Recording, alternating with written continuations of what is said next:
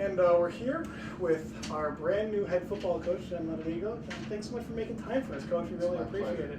Have a couple of things we want to get to, but I want to start just sort of with what this last week has been like for you. Obviously, a pretty emotional press conference for everyone last week. But I just sort of want to touch base from that point, and if you can describe sort of what some people are calling a victory tour has been like for you. And do you think that it's been that for you, or what's this last week been? I think it's been a whirlwind tour, that's for sure. Certainly there's been a lot of obligations, been trying to get around the community, around campus, meet as many people as I could, and also within the athletic department. Immediately once the announcement was made, my phone pretty much blew up. I think at one point we were up to like 300 plus unopened text messages, and I've got that whittled down to in the 50s now. The problem is most of them are, you got to scroll through about 500 to get to the bottom. Voicemail filled up in about under 45 minutes. So partly congratulatory, and then partly with people, wanting to inquire about, positions on the staff. So been kind of working through that. Getting the family oriented, had to empty my office back in Allen Park at the Lions facility, get that stuff boxed up. So it's been really, really busy. There's been a couple days where I've forgotten to eat. So I guess the new head coach diet is a quick way to lose about 15 pounds. But it's been really, really exciting. I'm flattered, humbled, proud by all the response. The amount of energy that's generated has been unbelievable, and it'd be a great thing when we can translate that energy and put that in the stadium on game day, because we had a chance to do something really special. This is a special place; it always has been, and that's just such a selling point. I know for me, as a high school senior, the first time I walked into the stadium, it was love at first sight. Like I said in my press conference, the energy, the enthusiasm, the interaction with the student body, the crowds, it was unparalleled to anything I had seen in the MAC conference, and we need to get back to that. That's not only going to feed our team, they'll feed off that energy, we'll give the energy back to you, but it's also, quite frankly, one of the things that's going to help us recruit. It's going to be an advantage to us in recruiting when we get prospective student athletes in that stadium and to witness that game day environment firsthand. I mean, nothing sells like an exciting, enthusiastic, energetic game day crowd. That's the top selling point you can ever have. You talked a little bit about, you made that transition to, okay, now it's a matter of the folks that have worked with you in the past have said that you're all business when it comes to running a football, whether it be a group of guys, a specific group, whatever the case may be.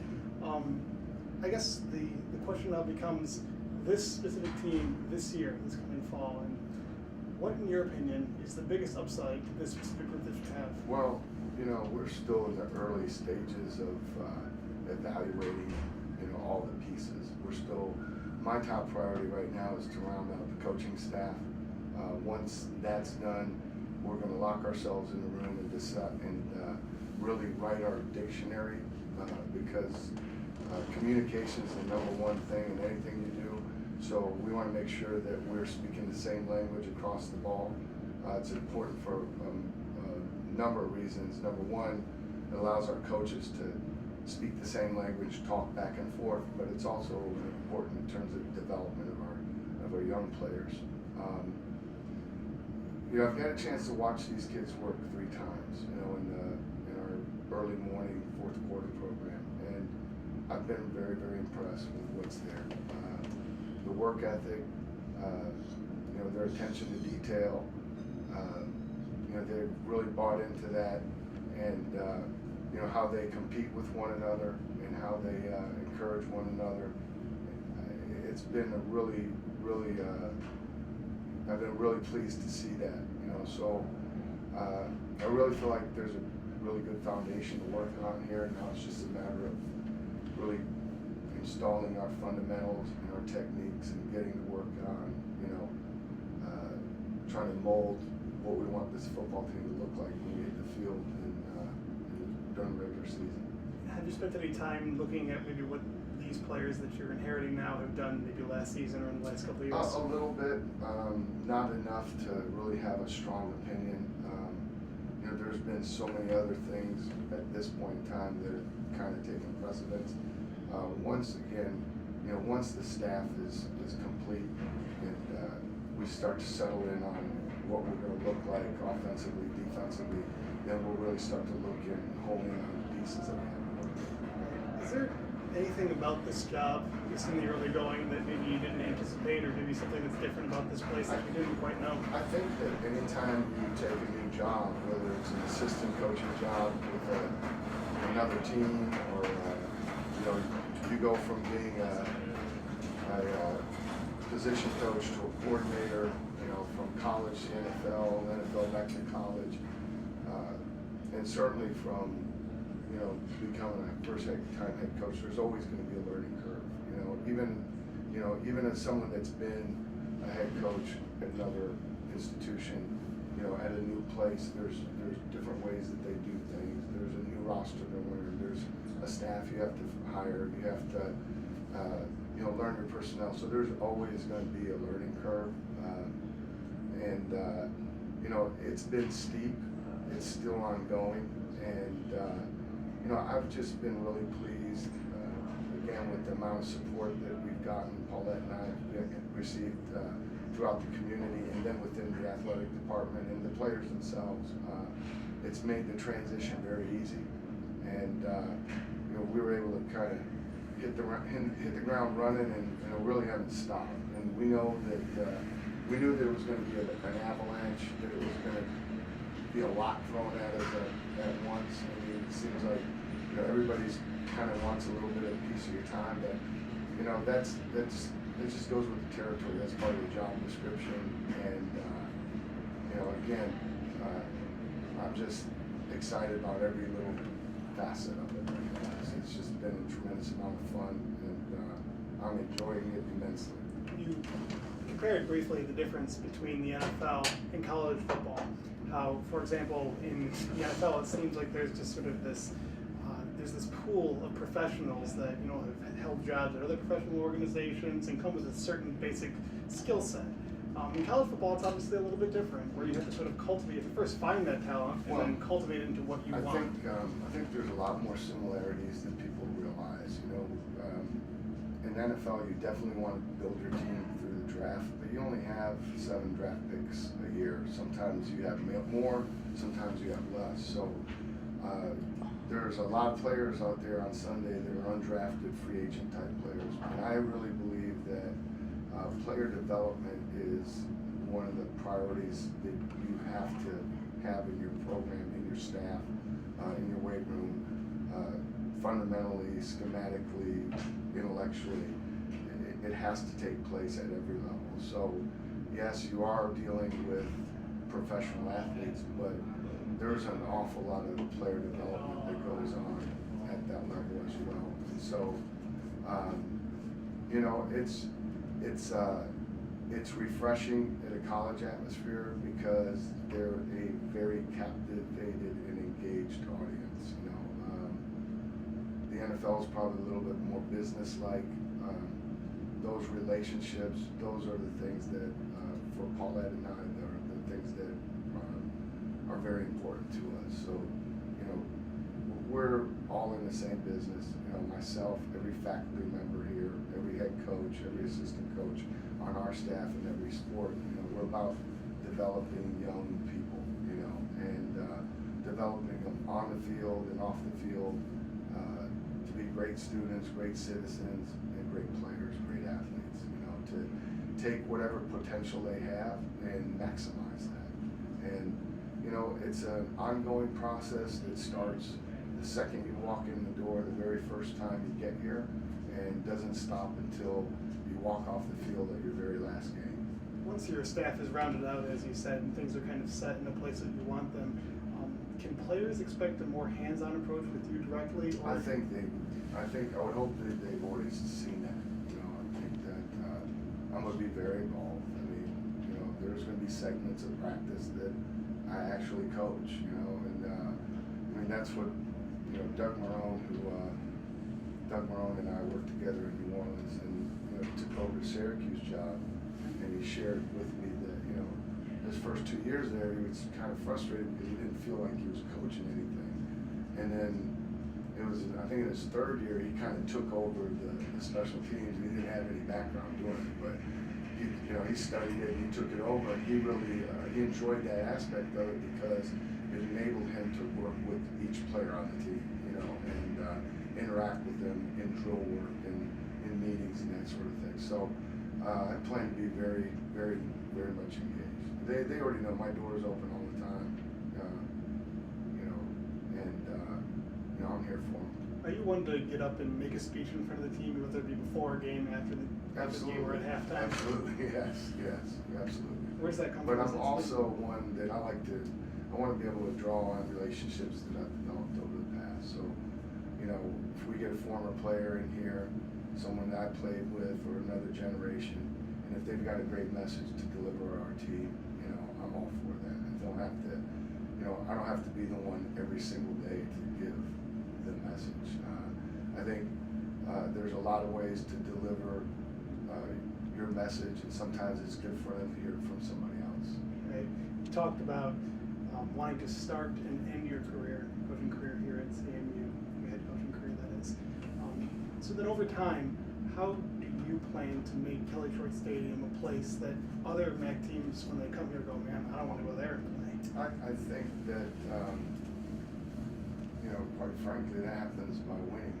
I think, it starts with, how you approach everything in your daily preparation. I think that excellence, I believe strongly that excellence is a process. It's not a destination. It's not, you don't just wake up one day and you're excellent. Excellence is how you do things day in and day out. The attention to detail that you, and the effort that you put into your work, the study, the practice time, the sweat that you invest on the practice field and in the weight room and in your running and in your drill work. And, it goes with the coaches too, the preparation. And winning breeds confidence, and confidence breeds winning. And it starts from, teaching, how we teach and drill the very rudimentary fundamentals of the game. That's your base, and you build everything up from there. I mean, there's a lot of different schemes. They can all work, but none of them work unless you have the players to execute the scheme, and the players have to know the system, they have to know the adjustments, and they have to play with great fundamental and great technique. You have to. Those are the things that separate the teams that win occasionally and then the teams that win consistently year in and year out. And that's really what we want to build here. We want to build a team that consistently competes for championships, that year in, year out is perennially, in the top upper echelon of the MAC, and that, that everyone, when we get this where we want it to be, everyone will know that the road to the MAC championship has to travel through Mount Pleasant. And that's something that you talked about both on the field, having success, but off the field too, in teaching young people to succeed. But what if you have a situation, for example, where someone has deviated from those things that you're teaching, or there are disciplinary issues that arise? How do you deal with a situation like that? Is that a case-by-case basis, or is it the same across the board? I think you deal with each case individually. But I also think that once we get rolling, I think that that's part of your education process as well. I think Jim Caldwell has done as great a job as anyone I've ever been around with NFL athletes, just daily reinforcement. We have, he has a thing called, he calls it high cost for low living. And so anything that happens, anybody that gets in trouble across the whole spectrum of athletics, whether it's college or professional. And he tended to kind of focus more on the pro athletes. But there's like a list of 7 things that will lead to trouble. And it's I'm not gonna go through all of them, but it's drugs and alcohol. It's being out after 1 o'clock at night. And he would put those up there every day. And really, the best that you can hope for, for the kids that you coach, for your kids at home as a parent, the best that you can hope for is that you have taught them to at least consider the consequences of any action that they take before they do it. If most of us, everyone, if you would just stop to think before you do something, you can avoid a lot of situations. And really, that's our goal, is just try to avoid things are going to happen. They do. I will never condone it. Again, we'll handle each situation individually, but we want to do as much as we can to be proactive in our approach to, let them know that they're not just hurting themselves, but they're hurting the team. To see Central Michigan and our football program and our university, that's bigger than any one individual. It's bigger than any player on the team. It's bigger than any coach on the staff, and it's bigger than me. So everything we do will be. We'll make every effort we can as a staff to reinforce that, to educate, to praise them for all the good things they do, and then obviously there's consequences for things that you do that are outside the realm of what we know is acceptable. But we never want to tarnish that C. That stands for a lot, and again, it's bigger than any individual. I got to ask you a schematic question. When was the first time that you looked at the CMU football schedule for this fall? I think when I looked at the calendar, Yeah. So we only have the first 4 games. Look, we're going to play them. It's games are decided on the field. They're not decided anywhere else. That's the great thing about our game is, and if you want to be the best, and if you want to be seen as the best, and if you want to be an upper echelon team, you have to compete in those games. And I look at them as a challenge. Our team will the same. We'll do our very best every single snap. We'll play every minute, through 4 quarters and into overtime if we have to. And our approach is going to be the same week in and week out. In terms of how I look at it, I think I've always looked at each opponent as a faceless opponent. They just, they're at different colors, different logos. It doesn't matter.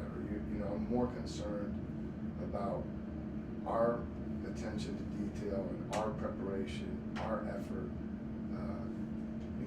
I'm more concerned about how we block, how we tackle, how we run, how we throw, and how we catch than whoever we're playing.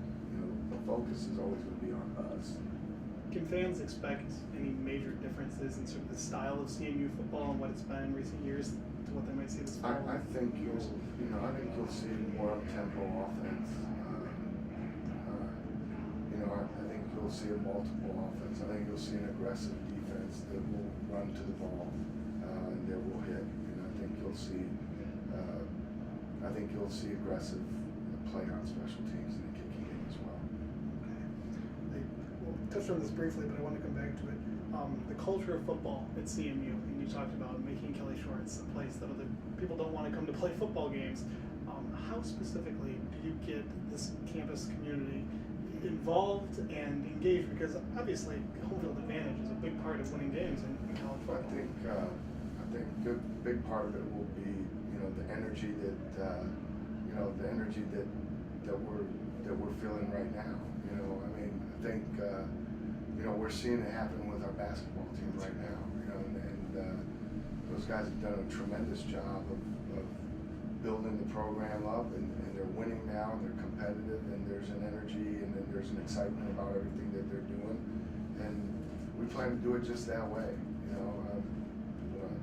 I'm trying to engage as many people as I can, you know, trying on a personal level to get commitments to, you know, show up on game day, and you know, I believe they will. I believe that this community, this campus, they want this. You know, we all want this.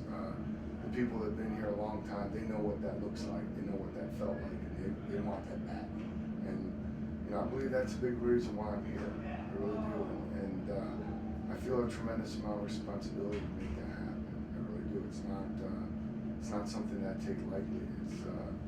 It's a huge responsibility, and you know, one that I shoulder willingly, honorably, and gratefully. I'm all set. Very much. I appreciate that. Yeah. Thank you so Thank you. much. Thank you. That was great.